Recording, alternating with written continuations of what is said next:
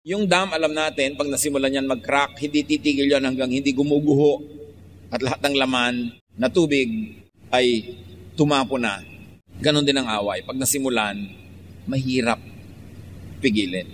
Kaya wag na lang simulan. At kung nasimulan na, itigil agad.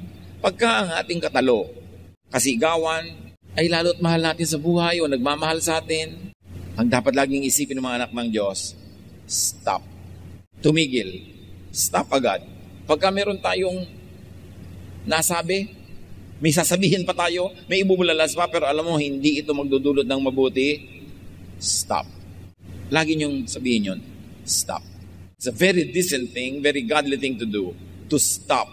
Pero sasabihin na iba, pero marami po talaga akong gustong sabihin, dapat malaman niya.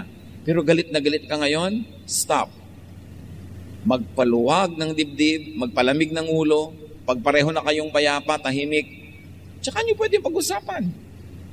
Sa maayos na paraan, na ang goal ng usapan ay hindi manalo, hindi makasigaw, hindi ma-outdo yung isa sa paggawa ng mali, kundi maayos ang mali. Maitama ang mali, maayos ang magulo.